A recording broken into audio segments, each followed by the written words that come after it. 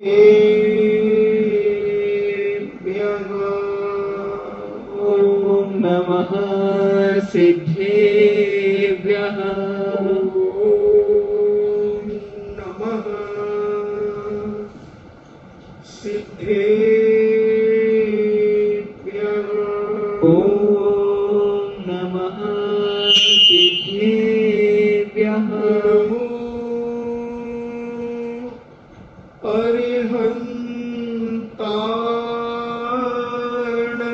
नमो अरिहन्ताणं नमो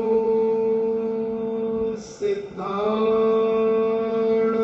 नमो सिद्धाणं नमो आयर्याणं नमो आयर्याणं नमो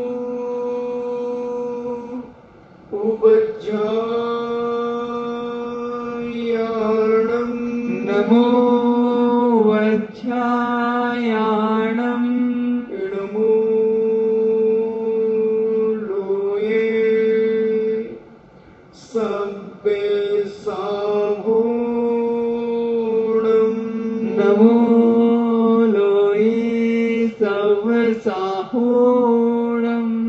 पंच परमेष्टि भगवान की जय। अहिंसामयी वीतराग विश्व धर्म की जय। देवादिदेव 1008 श्री आदिनाथ भगवान की जय।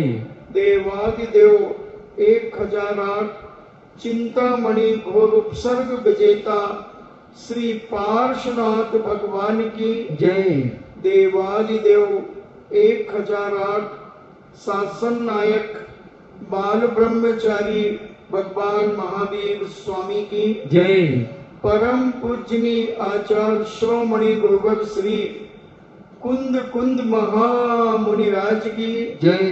परम पूजनी आचार्य श्रोमणि गुरुवर श्री विद्यासागर जी महामुनिराज की जय। परम पूजनी निर्यापक श्रवण मुनि श्री सुधा सागर जी महाराज की जय। परम पूजनी 3,9 करोड़ महामुनिराजों की जय। तपोदय अतिशय क्षेत्र की जय। परम पूज्य लक्ष्मी 105 गंभीर सागर जी महाराज की जय। समस्त मुनि संघ की जय। चर्चा चल रही है अभीक्ष ज्ञानोपयोग, क्योंकि ज्ञान तो दुनिया में है। हर व्यक्ति अपने आप को ज्ञानवान मानता है, मगर जैनाचार्य कहते हैं, संत महंत भगवत कहते हैं, ज्ञान तो है मगर वह ज्ञान क्या सम्यक ज्ञान है? अगर सम्यक ज्ञान जब जीव आत्मा में उत्पन्न हो जाता है तब उसके अंदर पाप करने का परिणाम नहीं हो पाता। राग द्वेष कम करना शुरू कर देता है, क्योंकि वो ज्ञान के माध्यम से जानता है कि अगर हम पाप की क्रिया करेंगे तो उसका दुष्परिणाम क्या होगा। अगर हम राग द्वेष कसाई करेंगे तो इसका दुष्परिणाम क्या होगा, क्योंकि उसने कर्म सिद्धांत को भी देखा है, कर्म सिद्धांत को भी पढ़ा है और जाना है कि जैसी करनी वैसी भरनी। तो जब हम जिस प्रकार का परिणाम करके कोई कार्य करेंगे तो उसका फल भी हमें वैसा ही मिलेगा, भले वर्तमान में अभी ना मिले, क्योंकि अभी हमारा पुण्य का उदय चल रहा है, शुभ कर्मों को उदय चल रहे हैं, और हमने ये बांध करके रख लिया और हमने देखा कि देखो अभी हमारा कुछ भी तो नहीं हुआ। जैसे चीन ने कितना आतंक फैलाया, भारत के ऊपर हमला कर दिया, निहत्तों के ऊपर पत्थरों से वार कर दिया। ये अज्ञानता का ही प्रतीक है। और अगर उसे सम्यक ज्ञान होता तो दूसरों की जमीन हड़पने में वह परिणाम नहीं करता। सारी दुनिया में अपने आप को बड़े बड़े वैज्ञानिक, बड़े बड़े शोधकर्ता बहुत ज्ञानवान मानते हैं, यहां तक कि वो अपनी दृष्टि में चंद्रमा पर भी चले गए। अनेक अनेक प्रकार के रॉकेट, अनेक अनेक प्रकार के बम, अनेक प्रकार के अस्त्र शस्त्र उन्होंने बनाए, मगर ये किस लिए बनाए? काश अगर ज्ञान होता, समीचीन ज्ञान और सम्यक ज्ञान होता, तो दुनिया में कोई जरूरत नहीं थी किसी भी प्रकार के शस्त्र की, किसी भी प्रकार के अस्त्र की, किसी भी प्रकार के बम की, किसी भी प्रकार के कोई लड़ाकू विमानों की।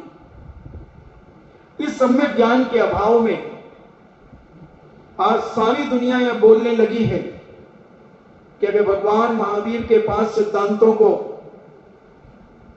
हर देश अगर अपने जीवन में अपनाना शुरू कर दे तो विश्व में शांति ही शांति होगी। कहीं किसी प्रकार का अत्याचार और अनीति, लूटपाट, आतंकवाद किसी भी प्रकार से दुनिया में नहीं होगा। और इसी ज्ञान के अभाव में व्यक्ति जीवन का विनाश कर रहा है। अगर यही ज्ञान सत्कार्यों में लगा दिया जाए, न्याय और नीति में लगा दिया जाए, तो आज दुनिया से भय खत्म हो जाए, आतंक खत्म हो जाए, चोरियां खत्म हो जाए, लूटपाट खत्म हो जाए, बलात्कार खत्म हो जाए। मगर ज्ञान का अभाव, ज्ञान को समीचीन नहीं बनाने के कारण आज सारी दुनिया दुखी है। नेपाल हमारी जमीन को अपनी जमीन बना रहा है, चीन हमारे रास्ते में रोड़े अटका रहा है, लद्दाख हमारे भारत को अन्य तरीके से परेशान कर रहा है। भारत एक शांति प्रिय देश है। आज तक दुनिया साक्षी है कि भारत ने कभी भी किसी भी देश के ऊपर सबसे पहले हमला नहीं किया। जब तक सामने वाला हमारे ऊपर वार नहीं करता तब तक हम उसका प्रतिकार नहीं करते। 1984 की बात है, जब देश की प्रधानमंत्री इंदिरा गांधी दुनिया में नहीं रही, तब सारे भारत में कर्फ्यू की स्थिति आ गई। और पूज्य आचार्य विद्यासागर जी महाराज उस समय पिसनहारी की मड़िया में विराजमान थे। विधान चल रहा था, बहुत विशाल बड़ा विधान चल रहा था। उसी समय 2 ब्रिगेडियर पिसनहारी की मड़िया के अंदर आए और बोले कि यहां पर कोई संत रुके हुए हैं। तो उनसे कहा कि हां, यहां संत हैं।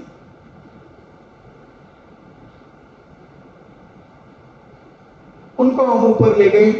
पूज्य आचार्य श्री ऊपर छत पे छाए में बैठे हुए थे। उन्होंने प्रणाम किया और बैठे। थोड़ी देर बैठने के बाद ब्रिगेडियर कहता है, संत जी आप ये बताएं कि हम आपकी दृष्टि में हिंसक हैं कि अहिंसक? आचार्य श्री ने बहुत आत्मीय भाव से उनसे कहा, आप पूर्ण अहिंसक हैं, आप पूर्ण अहिंसक हैं। वो थोड़ा सा सहमा गया। उसने कहा, महाराज हम तो 24 घंटे मारने में लगे रहते हैं, हम तो बॉर्डरों पर सेना को तैनात करते हैं, और निशाना लगाए रहते हैं 24 घंटे। तो उन्होंने कहा फिर भी तुम अहिंसक हो, क्योंकि भारत एक अहिंसक देश है।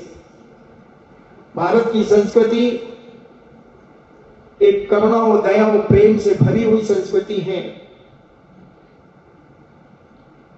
तुम अपनी सुरक्षा और अपने देश की सुरक्षा के लिए वहां पर खड़े हो, ना कि उनको मारने के लिए। यही तो भारत के भारतीय नेताओं का ज्ञान है, यही तो सम्यक ज्ञान है उनका, कि जब तक सामने वाला कोई वार न करे तब तक तुम कोई वार मत करना। देखो तो कितनी सहनशीलता, उनके पास शस्त्र थे, मगर कमांडर का ऑर्डर नहीं मिलने पर उन्होंने शस्त्र का प्रयोग नहीं किया। और वो 60 लोग थे और हमारे भारतीय नौजवान सैनिक मात्र 20 थे। फिर भी मैं विश्वास के साथ कहता हूं कि हमारे 20 जवान उन 60 के लिए भी भारी पड़ते, मगर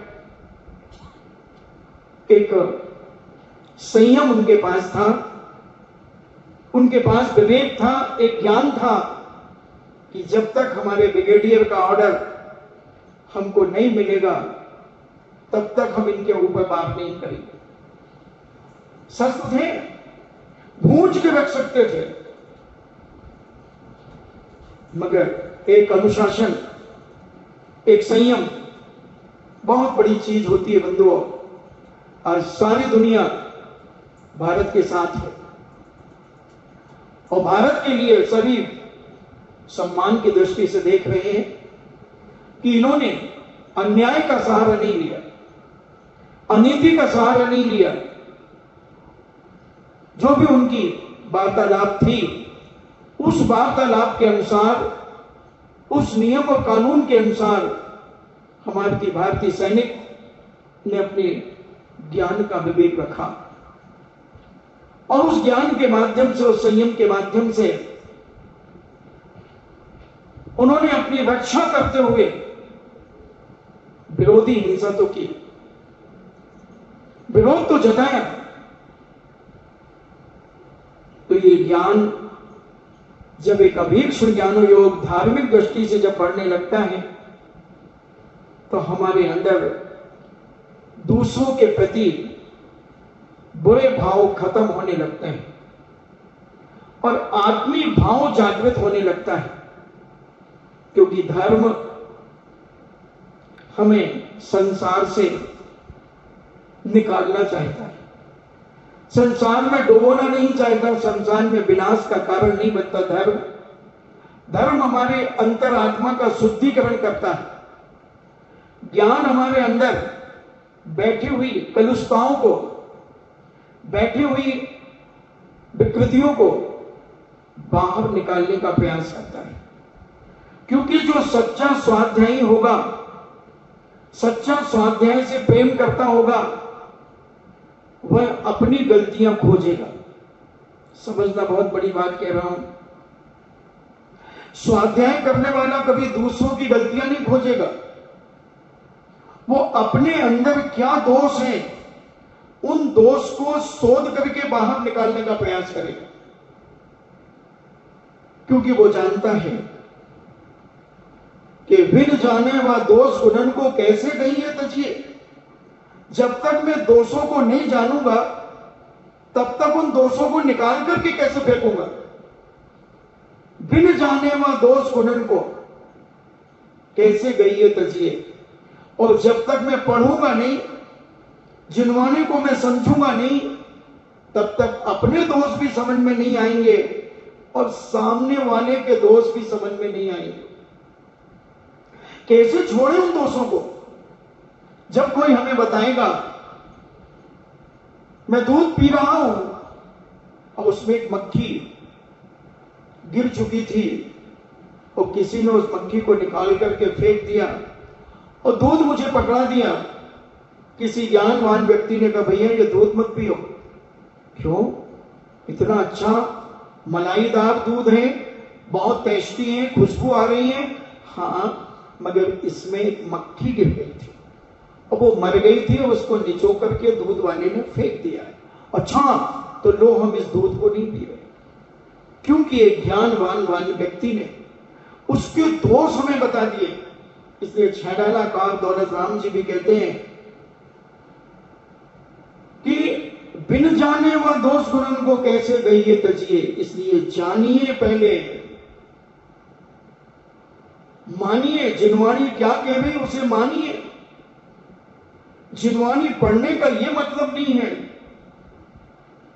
कि केवल हम पढ़ पढ़ करके अखबार लगा दे, हमने ये भी पढ़ लिया, हमने ये भी पढ़ लिया, हमने ये भी पढ़ लिया, और सुबह से शाम तक की हमारी क्रिया क्या है, शाम से सुबह तक की हमारी चाल चलन क्या है, हमारे देखने का नजरिया क्या है, हमारे बोलने का तरीका क्या है, हमारा चलने फिरने का मकसद क्या है, ये सारा का सारा जैन दर्शन हमें सिखाता है, हमें बताता है कि तुम अपने जीवन को जब तक ये जिनवाणी मां का तुम स्वाध्याय नहीं करोगे, तब तक तुम अपने आप का शुद्धिकरण नहीं कर पाओगे।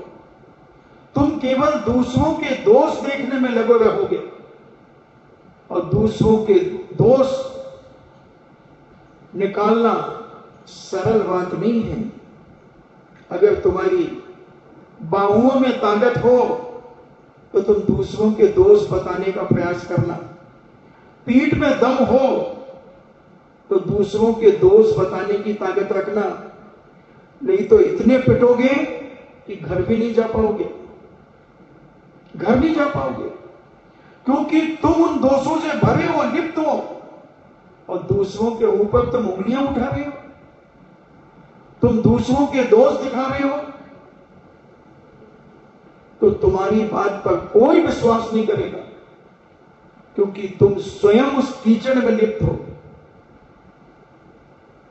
केवल स्वाध्याय करना ही मकसद नहीं होना चाहिए, उस स्वाध्याय को ग्रहण करना होना चाहिए कि जितना हम पढ़ रहे हैं हम उसके जीवन में कितना उतार पा रहे हैं।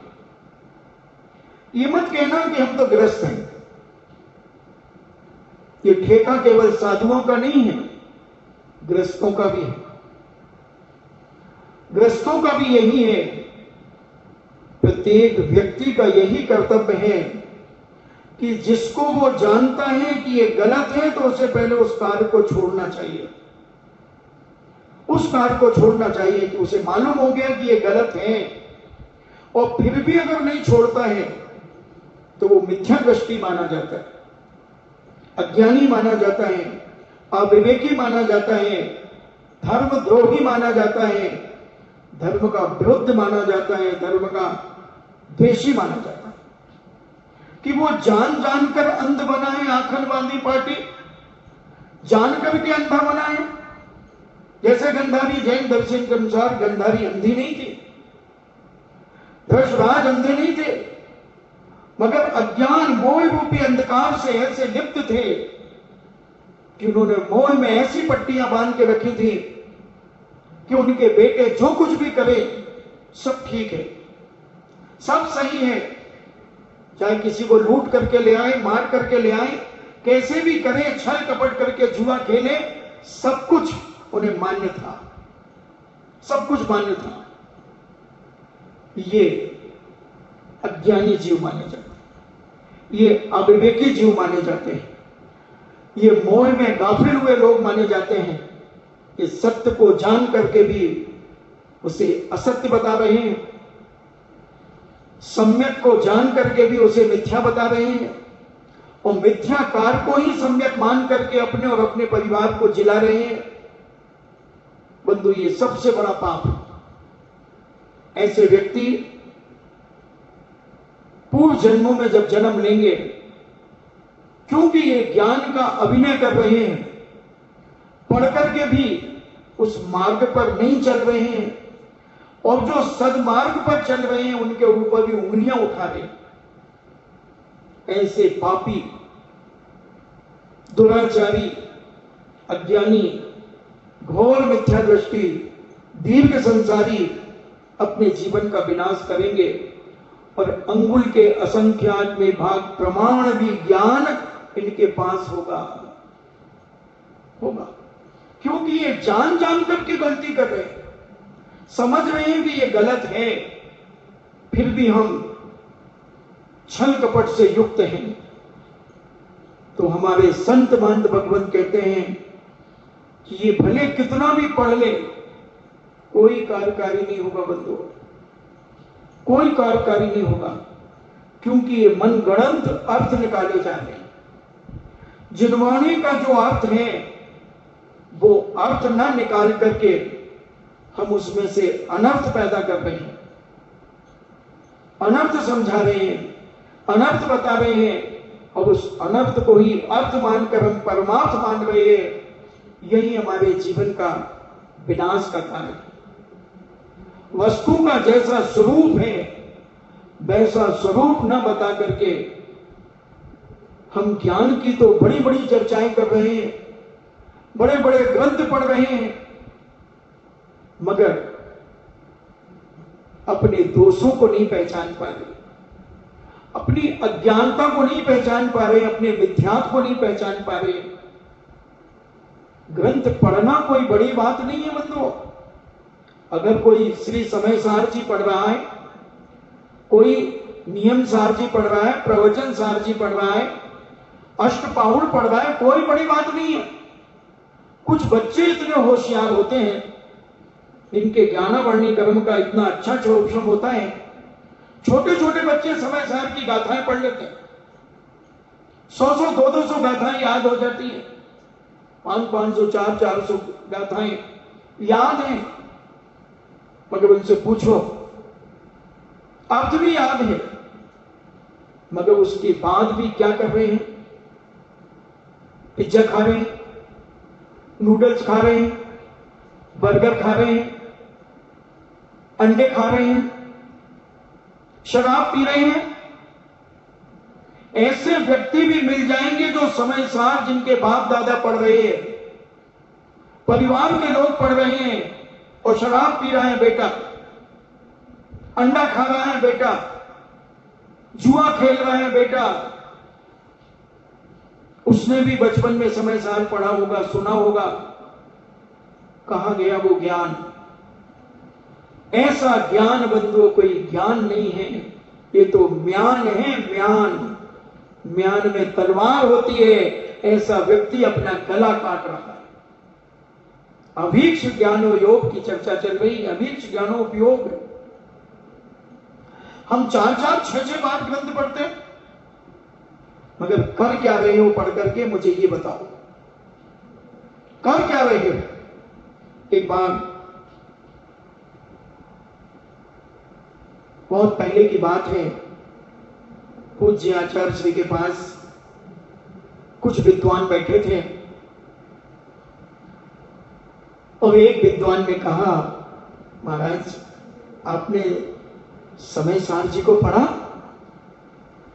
मैंने 108 बार समय सार पढ़ा आचार्य श्री। आचार्य श्री ने देखा उनको नीचे से ऊपर तक, अच्छा 108 बार पढ़ा? बोले हाँ महाराज। आचार्य श्री ने कहा भैया मैंने तो एक ही बार पढ़ा, मैंने एक ही बार पढ़ा, मगर तुम कहां हो और मैं कहां हूं? तुम कहां हो, मैं कहां हूं? अगर तुमने पूज्य समय सार जी को पढ़ा होता तो तुम भी मेरे बगल में बैठे होते, तुम भी मेरे बगल में बैठे होते। तुमने समय सार नहीं पढ़ा, तुमने दूसरों के लिए समय सार पढ़ा है। तुमने अपने लिए नहीं पढ़ा, तुमने दूसरों को दिखाने के लिए पढ़ा है, दूसरों के सामने अपना मद प्रकट करने के लिए पढ़ा है कि हमने समय सार 108 बार पढ़ा है। क्या कर लिया तुमने पढ़ करके? कौन सा तुमने अपनी जिंदगी को परिवर्तन कर दिया? क्या किया? मैं आपसे पूछना चाहता हूं, क्या परिवर्तन हुआ आपके जीवन काल में? कोई विद्वान चुप हो गए, उनके पास कोई जवाब नहीं रहा, कोई जवाब नहीं रहा, शर्मिंदा और हो गए, शर्मिंदा हो। अगर कोई ज्ञानवान व्यक्ति यथवा तथवा कार्य करे तो बताओ, आप उसे ज्ञानवान मानेंगे? आप उसे स्वाध्यायशील मानेंगे? भले वो दिन भर ग्रंथ खोले बैठा रहता हो। मैंने ऐसे लोगों को भी देखा अपनी सगी आंखों से कि जो अपनी अटैची में समय सार ग्रंथ रखते हैं, ट्रेन में भी खोल करके पढ़ने लगते हैं। मैंने देखा अटैची में मोजे भी रखे हैं, तेल कंगे की शीशियां भी रखी हैं, और समय सार ग्रंथ शादी में बटा और उन्होंने उसी में रखा अटैची में। अब बोलो, मोजे तुम्हारे पैर के मोजे उस अटैची में रखे हैं, तुम्हारे कंगी और तेल रखा है, तुम्हारा अंडरवियर और बनियान रखा है, तुम्हारी पैंट और शर्ट रखा है, तुम्हारा धोती कुर्ता रखा है, टोपी रखी है, और तुमने उसी में समय सार रखा है।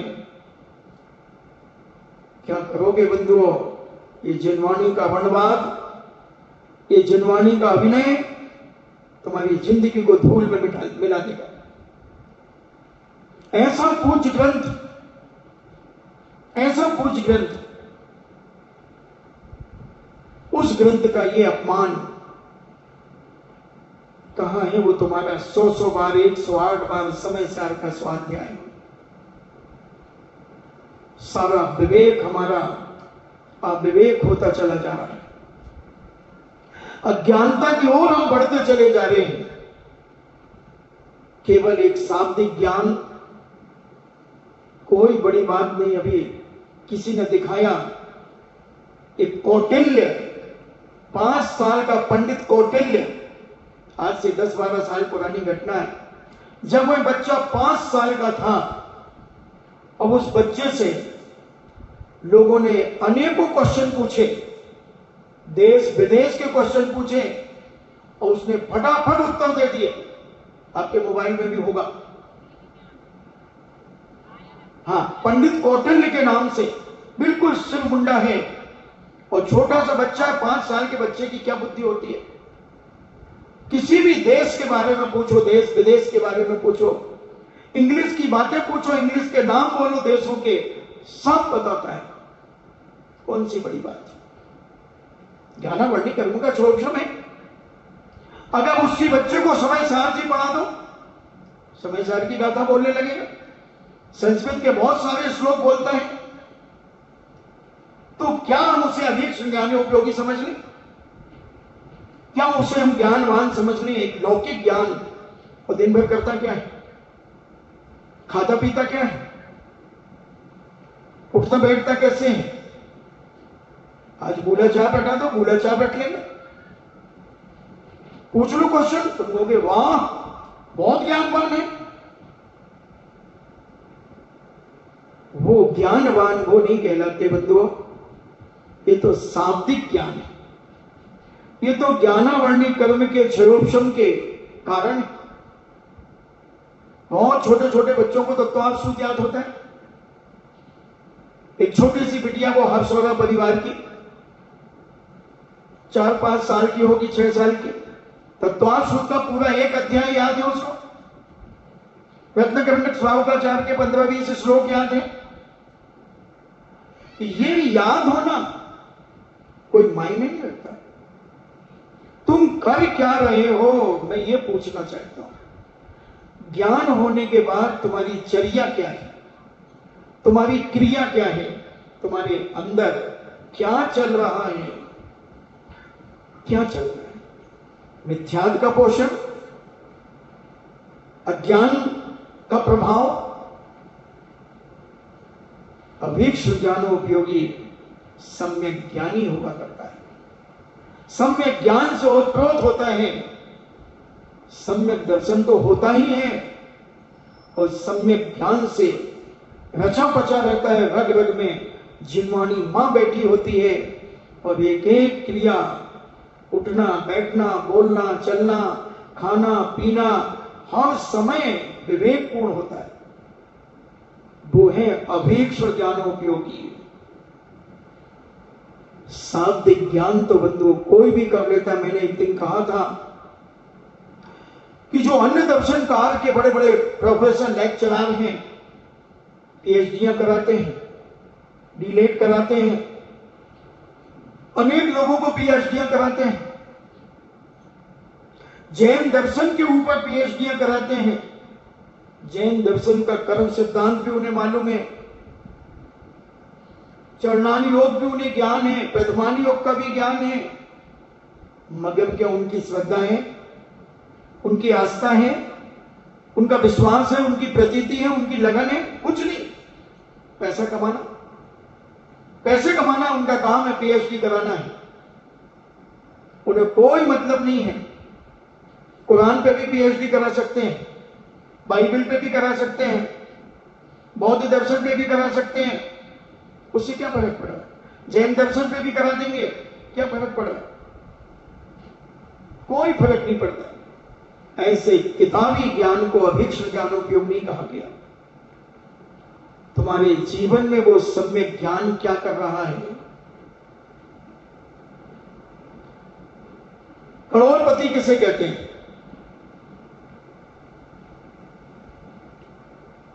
बताओ। सेठ किसे कहते हैं? दानवीर किसे कहते हैं?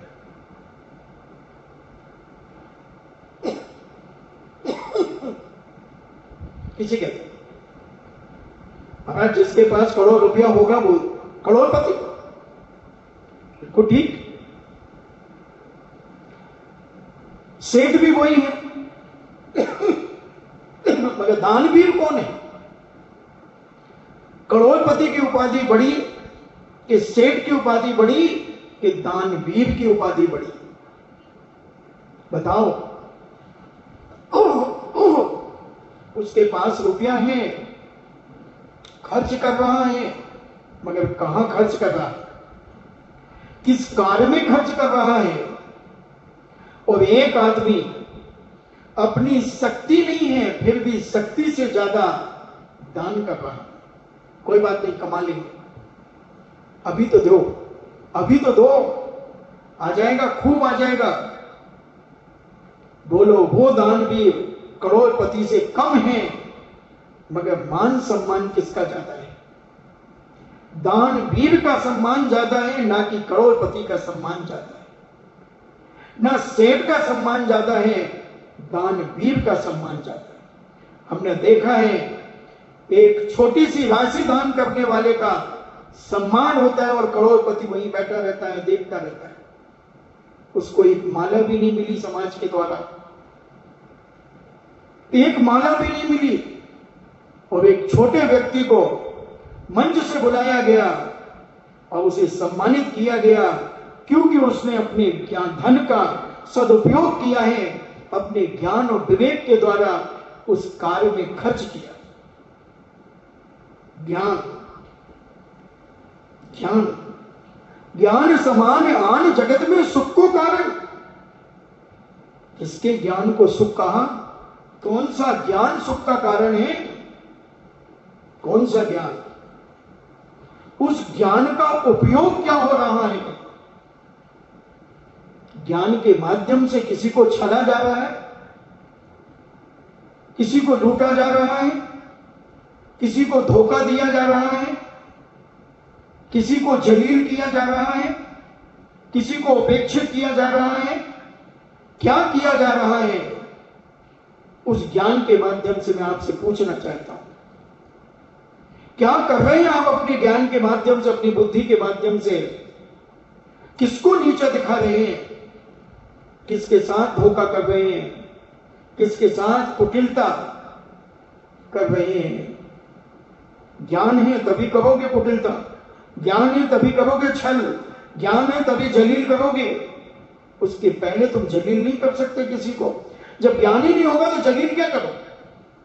मगर वो ज्ञान मिथ्या ज्ञान है, वो अज्ञान है, वो शाब्दिक ज्ञान है। और ये अवेक्षण ज्ञानोपयोग, ये अंतरंग का ज्ञान है, ये आत्मा की पर्याय बनने का ज्ञान है। ये दर्शन और ज्ञान दोनों मिलकर के ये सम्यक हैं, चारित्र के लिए फड़फड़ा रहा है, चारित्र लेने के लिए तैयार है, वो है ज्ञान। बड़े बड़े शिविर लगाना, क्लासें लगाना, बंधु ये शाब्दिक ज्ञान बांटना, एक प्रोफेसर एक लेक्चरर के समान क्रिया है। ज्ञान तो वो है, शिविर तो वो है कि जिसके माध्यम से चारित्र की ओर बढ़ा जाए, चारित्र की ओर बढ़ा जाए, सम्यक ज्ञान की ओर बढ़ा जाए, और चारित्र अपने जीवन में लिया जाए। वही अभीक्ष्ण ज्ञानोपयोग हो सकता है, वही अभीक्ष्ण ज्ञानोपयोग है। और ऐसा ज्ञान और विवेक जब जिस जीवात्मा के अंदर जागृत होता है, उसी का ज्ञान अभीक्ष्ण ज्ञानोपयोग है। और वही 16 कारण भावना भाकर अपने जीवन में तीर्थंकर प्रकृति के बंध के लिए अग्रसर होता है। वही समझता है केवल बातों बातों में धर्म नहीं होता, बातों बातों में चर्या नहीं होती, ये अंदर से उद्गार, अंदर से भाव प्रकट होते हैं, तब ऐसा परिणाम उस स्वाध्याय का हमारे जीवन में प्रवेश करता है, विचार करता है, संसार से भयभीत होता है, घबराता है, क्योंकि अब इसके बाद संवेग भावना आएगी, पांचवी भावना संवेग भावना रहेगी। तो मैं अभीक्ष्ण ज्ञानोपयोग के साथ संवेग की भावना बना रहा हूं, सम्यक भावना में बना रहा हूं। इसलिए ज्ञान समीचीन होना चाहिए, वस्तु के स्वरूप को समझना चाहिए, और सबसे पहले उस ज्ञान का प्रयोग अपनी अंतरात्मा में करना चाहिए। जो हमने पढ़ा है, जो हमने सुना है, जो हमने देखा है, उसको अपने अंदर टटोलो कि ये चीज मेरे अंदर तो नहीं है। जो मैंने आज जिनवाणी मां से पढ़ा, वो गलती क्या मेरे पास है? और अगर है तो उससे आगे मत पढ़ना, वहीं रुके रहना, उसको निकालने का प्रयास करना। घर में कब तक नहीं घुसते? अगर किसी ने कह दिया कमरे में मत जाना, सांप है, कब तक नहीं जाओगे? शंकर को बुलाओ, शंकर को, शंकर कटे। शंकर तो क्या, उसका बाप बीमार है तो क्यों? अब कौन निकाले? बजरंग को बुलाओ, बजरंग बली तोड़ दुश्मन की नली। बजरंग को बुलाओ, बजरंग के भैया मानी जानो, मां से सांप पकड़ तो ना बने, मां तो ना निकालो। अब तुम अंदर कब जाओगे? इधर के कमरे में कितने पलंग है? हमारे कमरे में तो वही 2 ही पलंग है, तो कतवा सोई, उकटे सोई, वो तो इसी कमरे में सोते। ऐसा करो ना, आज हम तुम्हारे कमरे में सो जाते हैं, तुम जेंट्स वहां चले जाना, लेडीज सब एक साथ सो जाएगी। क्यों? हमारे कमरे में सांप है, हैं? तो निकाल देना भाई। अब रात को कौन निकाले भाई? मैं तो नहीं निकाल सकूं, वो शंकर है नहीं, लाबू भी नहीं है, लाबू, वो लाबू भी पकड़ ले तो वो भी नहीं है। अब क्या करो? हाँ वो कर लेंगे अपन, कर लेंगे, एडजस्ट कर लेंगे। अब उस कमरे में सांप तो वो 5 मिनट में ही निकल गया था, आपने घुसते देखा था मगर निकलते नहीं देखा। अब वो कमरा खाली रहा ना, रात भर खाली रहा। ऐसे ही तुम भी जिंदगी भर खाली रहोगे, जिंदगी भर खाली रहोगे कि तुम ध्यान तो कर रहे हो मगर तुम्हें पता नहीं है कि ये ज्ञान हमारे अंदर गया है कि नहीं गया। तुम ऊपर ऊपर से बहुत ज्ञानी बन चुके हो, थोड़ी सी कोई बात करता है तो तुम समय सार की गाथा सुना देते हो, सामने वाला चुप हो जाता है। तुम समय सार की बातें करने लगते हो, आदमी चुप हो जाता है। मगर तुम क्या अभी बाहर ही तो हो? क्या तुम अंदर गए हो? उस गाथा के तुम अंदर प्रवेश हुआ है तुम्हारा, कि केवल सामने वालों को दहशत देने के लिए? जैसे सांप अंदर तो गया था, सामने वाले ने देखा कि सांप अंदर गया है, ऐसा ही सामने वालों ने देखा कि तुमने समय सार जी का स्वाध्याय किया है, तुम्हें रटा है कि मैंने समय सार पढ़ा है, समय सार की गाथा जी तुम्हें याद है, मगर वो तुम्हारे अंदर से कब निकल गई तुम्हें पता है? तुम्हें तो पता ही नहीं कि वो कब निकल गई। तुम्हारी क्रिया देख करके नहीं लगता कि तुमने समय सार को पढ़ा।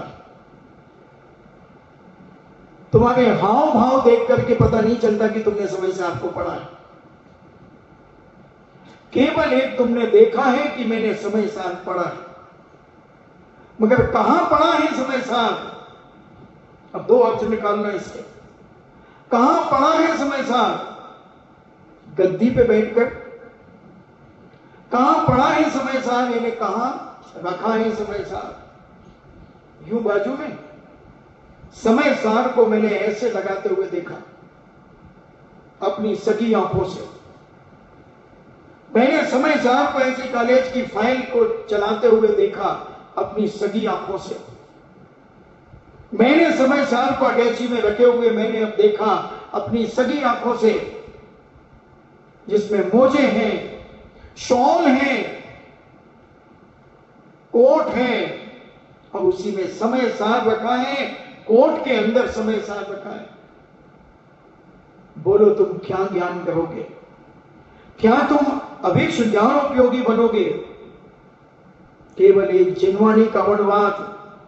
मैंने देखा है मोजे पहन करके सास की गद्दी पर बैठ करके समय सार का स्वाध्याय कराते हुए लोगों को। मैंने देखा है कोट पहने हुए स्वाध्याय कराते हुए लोगों को। मैंने देखा है ऊन की स्वेटर पहने हुए, कोट पहने हुए, ऊपर लोई डाले हुए। बोलो ये कितने दिनों में धुलती है?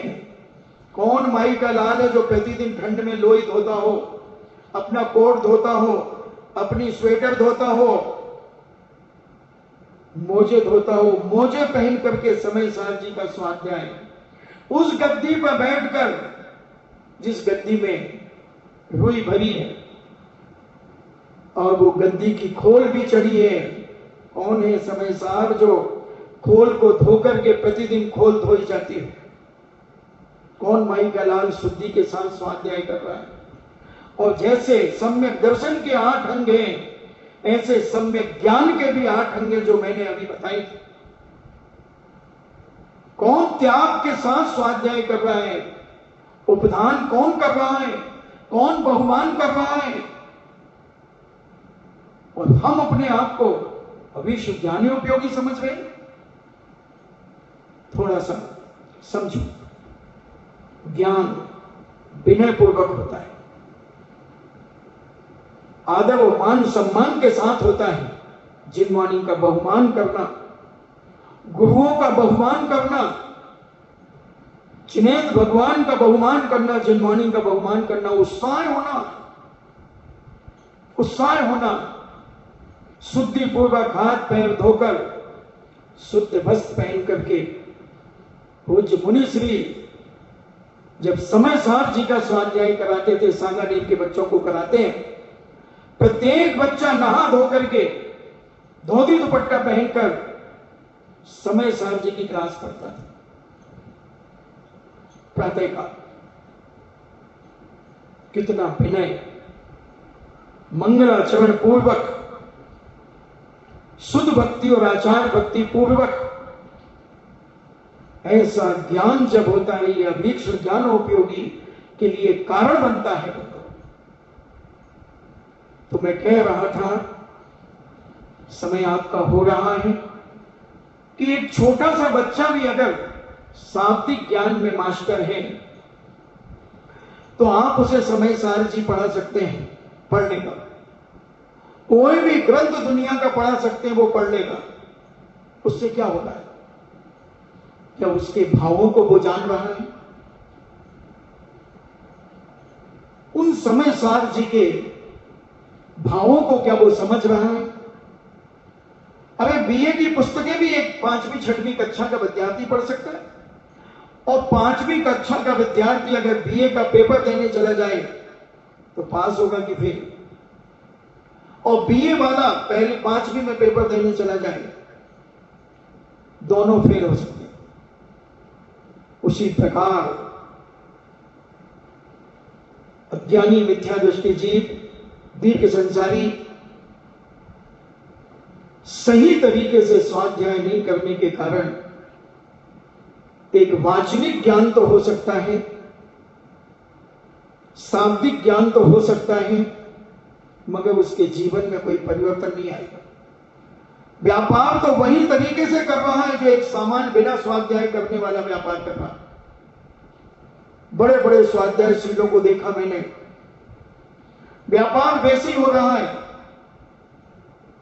वैसे ही छल कपट से जैसे एक सामान्य व्यक्ति कर रहा है, उसी छल कपट से वह स्वाध्यायशील भी कर रहा है। फिर उसका ज्ञान किस काम का? फिर उसका 4-4, 5-5 बार समय सार ग्रंथ मोक्ष मार्ग प्रकाशक किस काम के? किस काम के बंधु? कोई काम नहीं। अगर उसके जीवन में परिवर्तन नहीं आ रहा है तो वो ज्ञान नहीं है, वो म्यान का काम करेगा, वो तलवार का काम करेगा, स्वयं डूबेगा और अपने संगी साथियों को डुबाएगा। ऐसे ऐसे लोग मैंने देखे, पंडितों के बेटे जो जुआ खेलते हुए पाए गए, शराब पीते हुए पाए गए, शराब पीते हैं आज भी। वो बाप समय सार जी का स्वाध्याय कर रहा है, 4-10 लोगों को करा रहा है, और बड़ी अध्यात्म की चर्चा करता है उस गद्दी पे बैठकर, और घर में ऐसी हल्की गालियां बकता है कि मैं अपने मुंह से नहीं कह सकता। हल्की क्या, बड़ी विचित्र भाषा शैली बनाता है, और गद्दी पे बैठता है तो ऐसा मीठा बोलता है, ऐसा मीठा बोलता है, और बिल्कुल साफ सुथरा छक्कर बैठता है। और अंदर घरों में देखो तो उनकी चड्डी बनियान कुत्ता न खाए, ऐसे सूखने कपड़े। ये बाहर की चमक दमक ये सामने वाले को प्रभावित करने के लिए। मैं तो कह रहा हूं डंके की चोट पे है ऐसा शराबी बेटा, जुआड़ी बेटा, और पिताजी समय सार का स्वाध्याय करते हैं, उससे नीचे तो उतरते ही नहीं।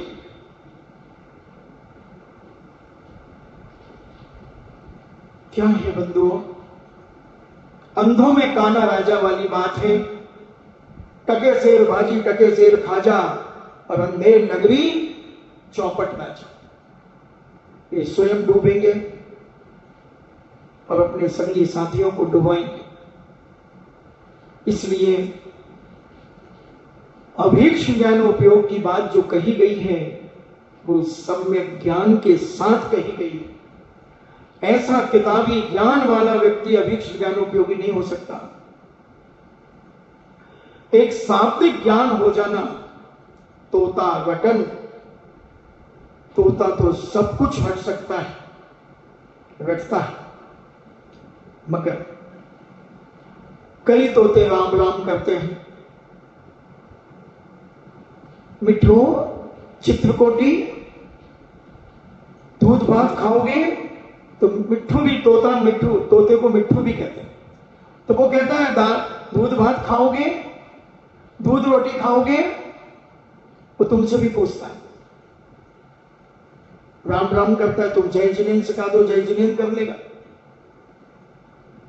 और उन्हीं जिनेंद्र को तुम गाली दिला दो तो तोता गाली भी दे देगा। राम राम करते हैं, राम राम आ जाए, राम भी आ जाए, और उंगली दे तो उंगली काट लेगा। कहां ज्ञान है उसे? वो तो रट लिया, बहेलिया आएगा, जाल बिछाएगा, फंस मत जाना। एक पंडित के मन में बड़ी दया भाव आई। तुझे रास्ते में एक बहेलिया दिखा, और पंडित जी का गांव जंगल में से होके जाया करता था।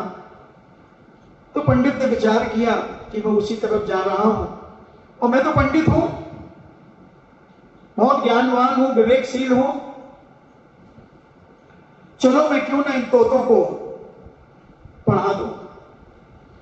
बहेलिया पक्षियों को बाजार में बेच रहा था, और उसने सोचा कि अब इसके पक्षी बिक जाएंगे तो अभी जंगल में जाएगा, और जाल बिछा करके पक्षी पकड़ेगा, चिड़िया पकड़ेगा, तोते पकड़ेगा, कबूतर पकड़ेगा, मैना पकड़ेगा, सब पक्षियों को पकड़ेगा। तो उस पंडित के मन में विचार आया कि चलो अपन इन पक्षियों को संबोधन करते हैं, और जंगल की ओर गया, सारे पक्षियों को बुलाया, दाना डाला, पक्षी आ गए, और सब पक्षियों से कहा बहेलिया आएगा, जाल बिछाएगा, फंस मत जाना। बहेलिया आएगा, जाल बिछाएगा, फंस मत जाना। बहेलिया आएगा, जाल बिछाएगा, फंस मत जाना। और सारे तोते को, सारे चिड़िया पक्षियों को, सबको बता दिया, और बड़ा खुश हुआ कि मैंने सब तोते चिड़िया पक्षियों को हटा दिया है, बहेलिया आ गया।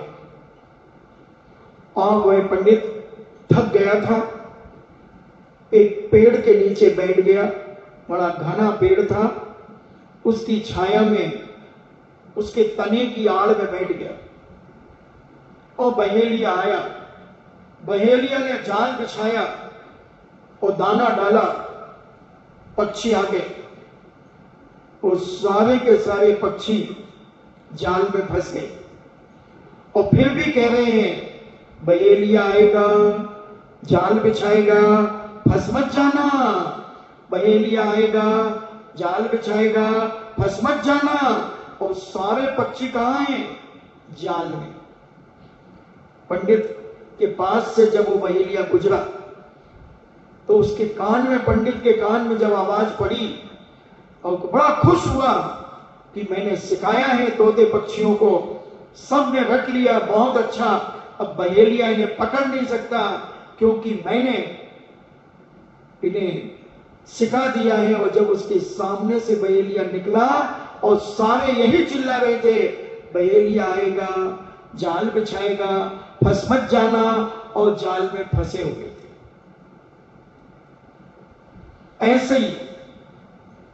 ऐसा ही आज वो कर रहे हैं। बड़ी बड़ी गाथाओं की चर्चा कर रहे हैं, अहिमिको खलु शुद्धों की चर्चा कर रहे हैं, और स्वयं तेल और लकड़ी में फंसे हुए, स्वयं रोटी कपड़ा और मकान में फंसे हुए हैं। रोटी कपड़ा और मकान जीवन के बस 3 निशान, और चड्डी नाड़ा और गठान, इसमें अपनी जिंदगी उलझा करके रखे हैं, और कह रहे हैं अहिमिको खलु शुद्धो, मैं एक हूं, मैं अकेला हूं, कुछ नहीं बंधो। उस बहेलिया में और इस बहेलिया में कोई अंतर नहीं है। वो भी पढ़ा रहा है, वो पंडित, और ये पंडित भी पढ़ा रहा है, वो भी उसके जाल में वो भी फंस रहा है, और वो भी फंस रहा है। लोभी गुरु लालची चेला होए, नरक में ठेला ठेला। हम कितना भी ज्ञान कर लें, कितना भी हम स्वाध्याय कर लें, जब तक वो हमारे जीवन में नहीं उतरता, सम्यक रूप से नहीं आता, तब तक पूज्यवर कहते हैं कि वो अभेक्ष ज्ञानोपयोगी नहीं हो सकता, नहीं हो सकता, नहीं हो सकता। वो तीर्थंकर प्रकृति का बंध नहीं कर सकता, नहीं कर सकता। कितनी भी हम बड़े बड़े ग्रंथ पढ़ लें, क्या फर्क पड़ता? बहुत सारे लोगों ने पीएचडी कर ली, बहुत सारे प्रोफेसर लेक्चररों ने पीएचडी करा दी, क्या हुआ? क्या हुआ जीवन में, क्या परिवर्तन हुआ? मैं ये पूछना चाहता हूं। क्या चेंजिंग आई। बहुत सारे लोग पीएचडी कराने वाले गुटखे खाते हैं, शराब पीते हैं, और जैन दर्शन के मार्मिक विद्वान है अजय, पूरे किस ग्रंथ में कौन सी लाइन पर क्या लिखा है वो बता देंगे, क्योंकि 10-10 पीएचडी करा दी, रट गए ग्रंथ। मगर 108 बार समय साल पढ़ने पर भी अपने नाम के आगे 108 नहीं लगा पाए, और पूज्य आचार्य महाराज ने एक बार समय साल पढ़ा, अब 108 लग गया, आचार्य परमेष्टि पद लग गया। कोई मतलब नहीं उन्हें आचार्य पद से, परम पदम मुनि पदम। तुमने तो अभी 2 प्रतिमा धारण नहीं की, 108 बार समय साल पढ़ने के बाद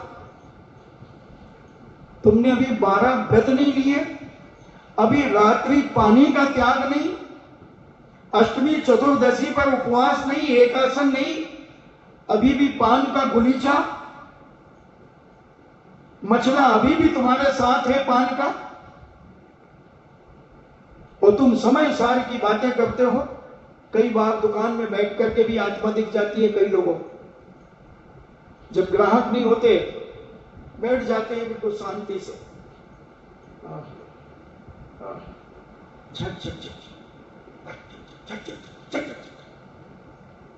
ऐसे हो सकते हैं। मैंने देखा अपनी सभी आंखों से। और ग्राहक आ जाए तो सेठ जी हाँ बोल, कहीं साटन चाहिए, कहीं चाहिए लूंगड़ा लूंगड़ा चाहिए, हाँ हमारी लाड़ी को ब्याह हुई ना, आज लूंगड़ा लाए, वो लूंगड़ा जो काल नया माल आया निकाल, हाँ बहू जी हाँ वो लाया या ले। मकी भाई लाड़ी थोड़ी जाड़ी है, आओ को बड़ो बड़ो घेरे को दे, बड़ो घेरे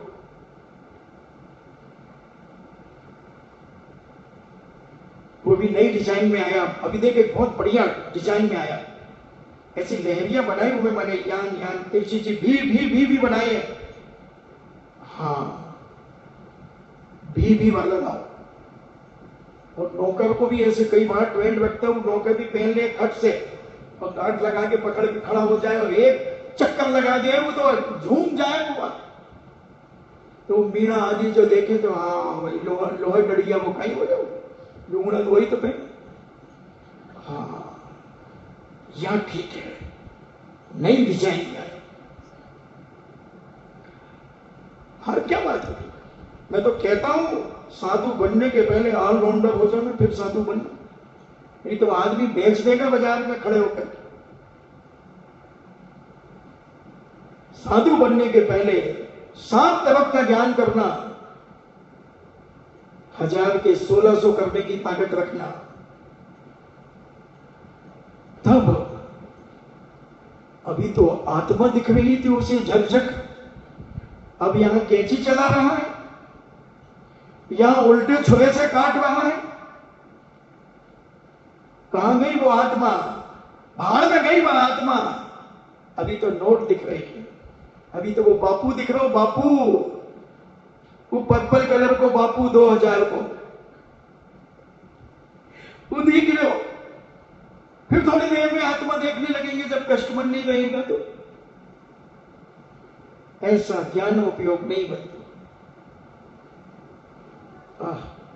क्या है अभीक्ष्ण ज्ञानोपयोग? 3 दिन से मैं आपसे चर्चा कर रहा हूं अभीक्ष्ण ज्ञानोपयोग की।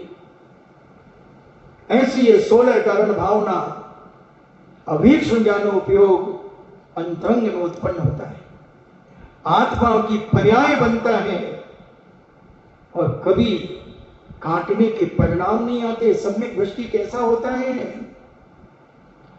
पूज्य मुनिश्री बताते हैं, एक बहुत अच्छे स्वाध्यायशील पंडित जी थे,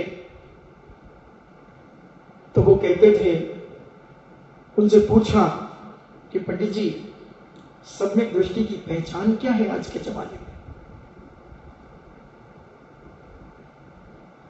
वो कहते थे, जिसकी आत्मा में धर्म उतर गया है, श्रद्धा हो गई है, वो अपनी हैसियत के अनुसार पैसे लेकर के जाते थे दुकान में और कहते थे भैया तन ढांकने के लिए धोती दुपट्टा या धोती कुर्ता का कपड़ा दे दो, इतने रुपया है मेरे पास बस। देखते नहीं थे, ऐसे देखते नहीं थे, ऐसे रगड़ के नहीं देखते थे, नहीं इतने रुपया है, इसका जो आ जाए, लट्ठा आ जाए तो लट्ठा दे दो, लंकलाट आ जाए तो लंकलाट दे दो, जो आ जाए सो दे दो, तन ही तो ढांकना है, तन तो ढांकना। सहज भाव जो मिल जाए थाली में, शुद्ध सात्विक, सीधा नीचा सिर करके खा लेते थे। क्या प्रदेश, क्या कलफ, बस साफ सुथरे होना चाहिए जिसमें जीव जंतु ना पड़े, और ऐसे सरल स्वभावी थे धर्मात्मा के लक्षण। ऐसी सरलता जीवन में होती है जहां पर सम्यक ज्ञान उत्पन्न हो जाता है, जहां स्वाध्याय का मर्म जिसे समझ में आ जाता है, ऐसा व्यक्ति अवेक्षण ज्ञानोपयोगी हो जाता है। दिन रात चिंतन मनन चलता रहता है, उठते बैठते सोते जागते जिनवानी पर श्रद्धा बनी रहती है। वो है अवेक्षण ज्ञानोपयोगी। केवल एक किताबी कीड़ा बनकर के उसी में दीमक बन जाना कोई बड़ी बात नहीं है, कोई बड़ी बात नहीं। किताबी पन्नों का ज्ञान कार्यकारी नहीं होता, अंतर आत्मा में गया हुआ ज्ञान ही कार्यकारी होगा। ऐसा हम अपने मन में समझें और अवेक्षण ज्ञानोपयोग को अपने जीवन में समझें। जो हम जीवादि 7 तत्व 9 पदार्थ पर स्वतत्व विषयक सम्यक ज्ञान में जो निरंतर लगे रहना अवेक्षण ज्ञानोपयोग कहलाता है। पूज्य सलवार सिद्धि में पूज्यपाद स्वामी कहते हैं कि ऐसा व्यक्ति जो 7 तत्व 9 पदार्थ 6 द्रव्य 5 अस्तिकाय, इन पर चिंतन मनन करता चला जाता है, स्वाध्याय में लीन रहता है और 100 तत्व अपने आत्मा को पहचानने का प्रयास, अपने तत्व को पहचानने का प्रयास उसमें लगा रहता है और स्वतत्व विषयक सम्यक ज्ञान पर जिसकी निरंतर दृष्टि रहती है, निरंतर दृष्टि रहती है, ऐसा ज्ञानोपयोग भावना बन सकती है। और जो दर्शन विशुद्धि के साथ अगर अवेक्षण ज्ञानोपयोग है तो वह तीर्थंकर प्रकृति का बंध कर सकता है।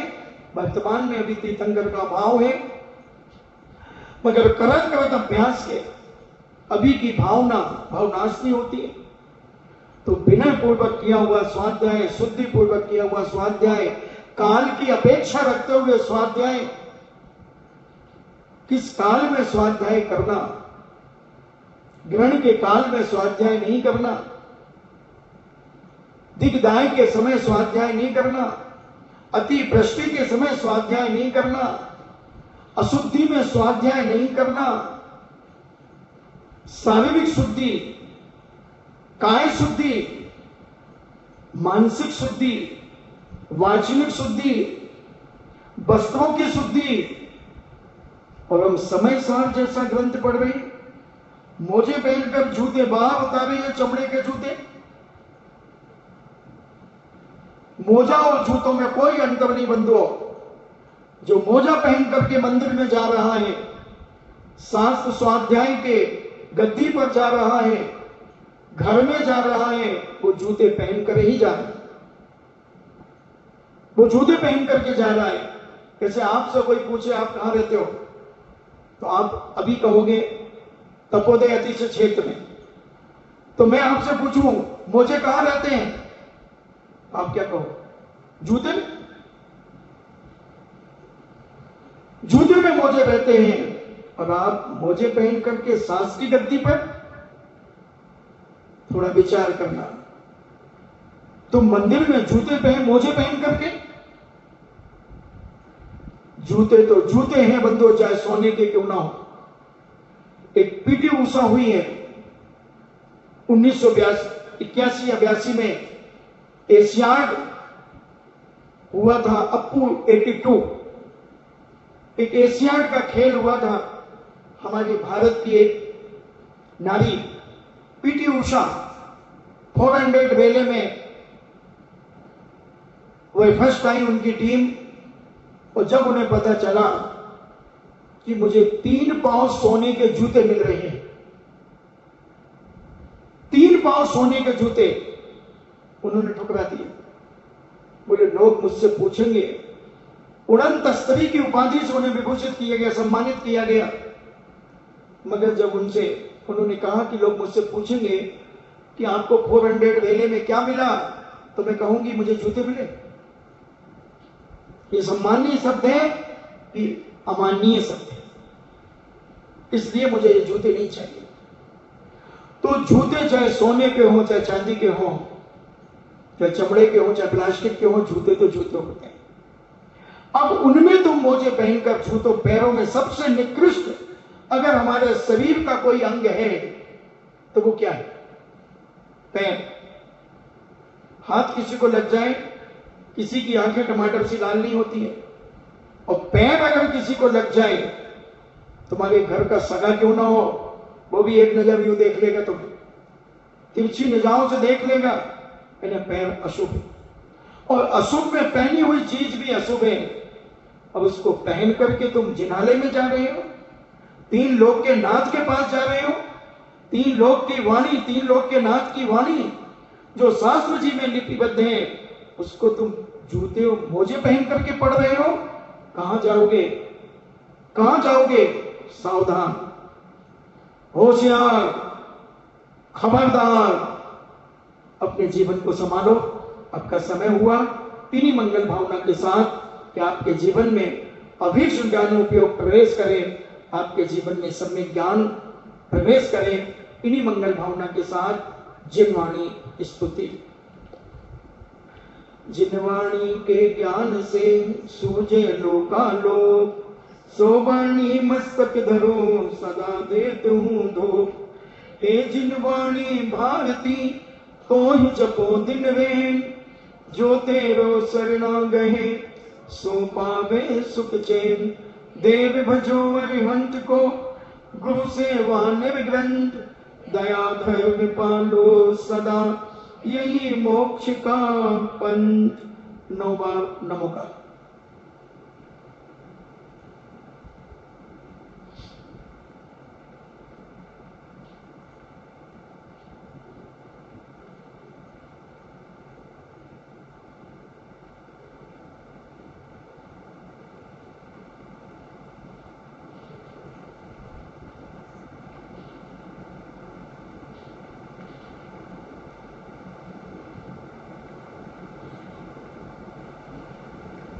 परम पूजनी द्वादशांग जिनवाणी माता की।